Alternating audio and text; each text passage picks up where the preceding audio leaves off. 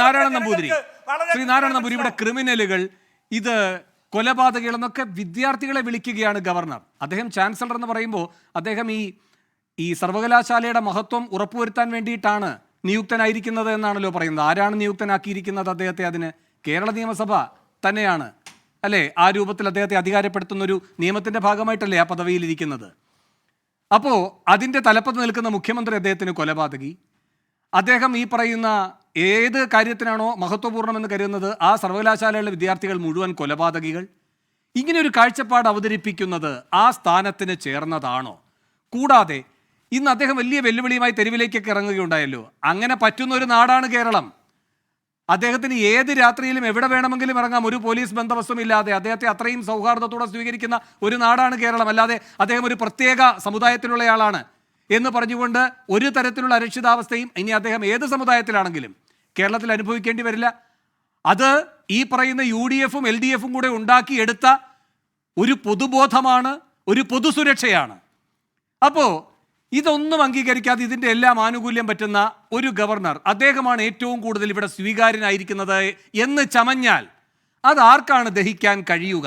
മാത്രമല്ല, നേരെ ഈ പറയുന്ന സെമിനാറിലേക്ക് പോകാൻ പോലും വണ്ടി ഓടിച്ച് കയറിയാണ് പോകുന്നത് കണ്ടത്. തൊട്ടടുത്താണ്, ഇറങ്ങി നടക്കാനൊന്നും പോയില്ലല്ലോ. കാരണം അത്ര വലിയ സമരകാഹളം അവിടെ ഉണ്ടായിരുന്നു. കൂവി ഓടിച്ചേനെ അല്ലേ? അപ്പോൾ ആ വണ്ടിയിൽ കയറി അങ്ങടേക്ക് പോയി. തിരിച്ചു വന്നത് എങ്ങനെയാണ്? നേരെ ഗസ്റ്റ് ഹൗസിലേക്ക് വന്നിട്ടില്ല. നിങ്ങളവിടെ ഇല്ലാത്തത് കൊണ്ടാണോ എന്നറിയില്ല. ഇടയ്ക്കിടയ്ക്ക് നിങ്ങളെ കാണാനുള്ള ആഗ്രഹം അപ്പോൾ ഇല്ലാത്തത് സാധ്യമാകാത്തത് കൊണ്ടാണോ എന്നറിയില്ല. എന്തായാലും നേരെ പോയത് വിമാനത്താവളത്തിലേക്കാണ്. അപ്പോൾ വിറച്ചിട്ടുണ്ടോ ഈ ഗവർണർ?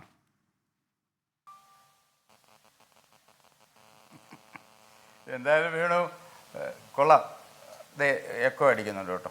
ഞാൻ പറയാം, ഒന്ന് സഹകരിക്കാം, നമുക്കത് വേഗം ശരിയാക്കാം. ആദ്യം എന്തായാലും അങ്ങയുടെ മറുപടി ക്ലിയർ ചെയ്താൽ കൊള്ളാം.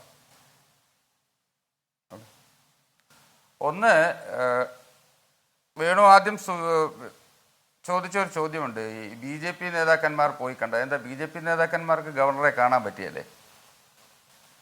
വേണു അത് പരസ്യമായി പ്രഖ്യാപിച്ചിട്ട് പരസ്യമായി തന്നെ സംസ്ഥാന അധ്യക്ഷൻ തന്നെ ഗവർണറുമായി അദ്ദേഹം കണ്ട വാർത്ത അദ്ദേഹം തന്നെ പുറത്തു വിട്ടതാണ്. ഒരു രഹസ്യ സമാഗമോ ഗൂഢാലോചനയൊന്നും അല്ലല്ലോ. ഓപ്പണായി ഗവർണർ താമസിക്കുന്ന ഗസ്റ്റ് ഹൗസിൽ അദ്ദേഹം പങ്കെടുക്കുന്ന സമ്മേളനത്തിൻ്റെ സംഘാടനവുമായി ബന്ധപ്പെട്ട് തന്നെയാണ്. കാരണം സ്വാഭാവികമായിട്ടും ഭാരതീയ വിചാര കേന്ദ്രവും ദീനദയാൽജി ചെയറും ഒക്കെ കൂടെ ചേർന്ന് സംഘടിപ്പിക്കുന്ന ഒരു സെമിനാർ. ആ സെമിനാർ ഉദ്ഘാടനം ചെയ്യാൻ വരുന്ന ഗവർണറെ BJPയുടെ സംസ്ഥാന അധ്യക്ഷൻ പോയി കണ്ടതിൽ എന്താണ് തെറ്റ്? അതിൻ്റെ അകത്ത് എന്താണ് നിങ്ങൾ ഒരു ചാനൽ, ഇപ്പോൾ SFIക്കാരനും CPMകാരനും പറഞ്ഞാൽ എനിക്ക് മനസ്സിലാവും. വേണു ഒരു ചാനലും ആ ചാനലിൻ്റെ ആങ്കറും അതിൻ്റെ അകത്ത് ഗൂഢാലോചന പറയാന്ന് പറഞ്ഞാൽ ഞങ്ങൾക്ക് എന്താ BJPക്കാർക്ക് ഗവർണറെ കാണാൻ പാടില്ലേ?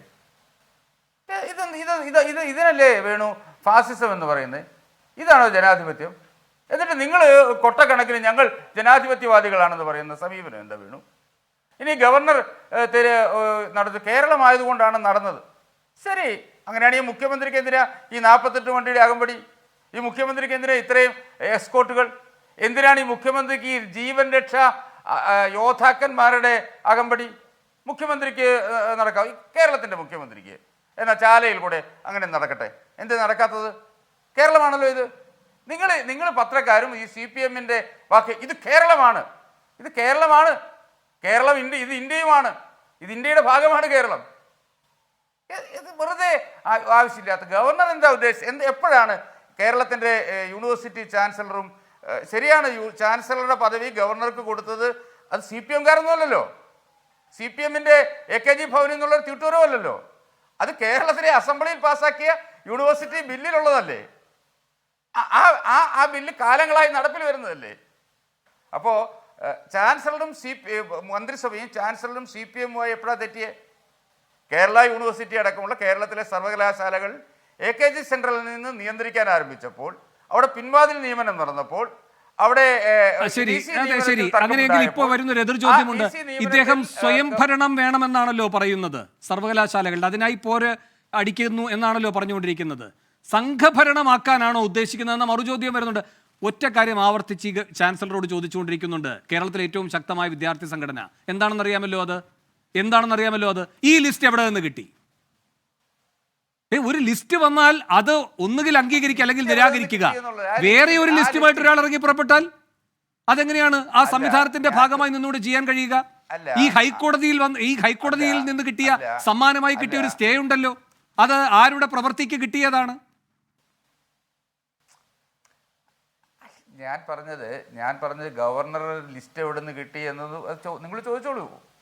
അല്ല, അപ്പൊ ഒരു ഭാഗത്ത് മാത്രം പറയുന്നത് BJP കണ്ടാൽ എന്താ എന്ന് കുഴപ്പം ചോദിക്കുമ്പോ ഒരു കുറിപ്പടി കൂടെ കൊടുക്കുന്നു. ആ കുറിപ്പടി അല്ലല്ല അങ്ങനെ തന്നെ സ്വീകരിക്കുന്നു, അത് അങ്ങനെ തന്നെ നടപ്പാക്കാൻ നോക്കുന്നു. അപ്പൊ ഇത് കണ്ണികളായിട്ട് നോക്കണമെന്നേ. ഇപ്പൊ RSSന്റെ മോഹൻ ഭാഗവതിനെ പോയി കണ്ടുകൊണ്ട് എന്താണ് കുഴപ്പമെന്ന് ചോദിക്കുന്നു. അങ്ങനെ ചോദിക്കുമ്പോ RSSന്റെ ദണ്ടും കൊണ്ടാണ് നടക്കുന്നത് എന്നുള്ള വഴിയും കൂടെ കേട്ടോണം. വേണുവിനെ ഞാൻ വെല്ലുവിളിക്കുകയാണ്. BJPയുടെ ഓഫീസിൽ നിന്ന് BJPക്കാർ ഒരു ലിസ്റ്റ് ഗവർണർക്ക് കൊടുത്തുപോയെന്ന് ചർച്ചക്കിടയിൽ വേണു ഒരു ആരോപണം ഉന്നയിക്കുമ്പോൾ അങ്ങനെയല്ല അങ്ങനെ ഉണ്ടോ എന്നാണ് ചോദിക്കുന്നത്. കാരണം ഒരു വശം മാത്രം അല്ലെന്നേ ശ്രീനാരായണ നമ്പൂരി കൂടിക്കാഴ്ച നടന്നത് ഗവർണർ അല്ലല്ല, അദ്ദേഹം ഭക്ഷണം കഴിച്ചോ, അദ്ദേഹം കുളിയും തേവാരവും എല്ലാം കഴിഞ്ഞോ, ഇനി എന്തെങ്കിലും മറ്റ് കാര്യങ്ങൾ ഉണ്ടായെങ്കിൽ അതെല്ലാം നിർവഹിച്ചോ, ഇങ്ങനെ ചോദിക്കാനല്ലല്ലോ പോയിട്ടുണ്ടാവുക. ഇനി അങ്ങനെയാണ് ചോദിക്കുന്നതെങ്കിൽ കുഴപ്പമില്ല. പക്ഷെ അദ്ദേഹത്തിന്റെ പ്രവൃത്തിയിൽ എന്താണോ സംഘപരിവാറിന് വേണ്ടത് അത് ചെയ്തു കൊടുക്കുന്ന നടപടികൾ ഉണ്ടാകുന്നു. ഞാനൊന്ന് പറയട്ടെ, ഈ കഴിഞ്ഞ ദിവസം ഗവർണർ കാലിക്കറ്റ് യൂണിവേഴ്സിറ്റി ക്യാമ്പസിൽ ചെന്നപ്പോൾ സംസ്ഥാന അധ്യക്ഷൻ പോയി കണ്ടതിനെ കുറിച്ചാണ് നിങ്ങൾ പറയുന്നതെങ്കിൽ അതിനു മുമ്പല്ലേ ഈ സെനറ്റ് നിയമനം നടന്നത്? നിങ്ങൾ ഒരു വളരെ ദുരുപദിഷ്ടമായ ഒരു ആരോപണമാണ് ഉന്നയിച്ച BJP ഓഫീസിൽ നിന്നല്ലേ BJPക്കാർ ലിസ്റ്റ് കൊടുത്തു എന്ന്. അങ്ങനെ ഒരു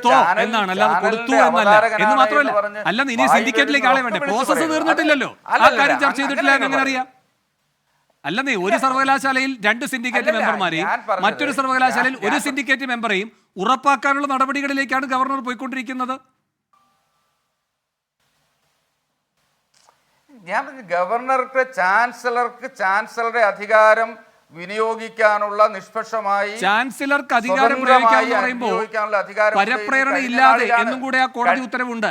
അല്ലാതെ ഗസ്റ്റ് ഹൗസിൽ പോയി കണ്ട് സ്വാധീനിക്കാം, അല്ലെങ്കിൽ വേറെ എവിടെയെങ്കിലും കൊടുക്കാം, അങ്ങനെ ചെയ്യിച്ചാൽ കുഴപ്പമില്ല എന്നൊരു വ്യാഖ്യാനം ആ കോടതി വിധിയിലില്ല. നിങ്ങൾ തെളിയിച്ചോളൂ. അല്ല, അങ്ങനെയാണല്ലോ ഇപ്പൊ ഉയർന്ന വിമർശനം. ഒരു സെക്കൻഡ് ശ്രീനാരായണ നമ്പൂരി, ഒരു സെക്കൻഡ് ശ്രീ അനിൽകുമാർ, ഒരു സെക്കൻഡ് ശ്രീനാരായണ നമ്പൂരി, അല്ലല്ല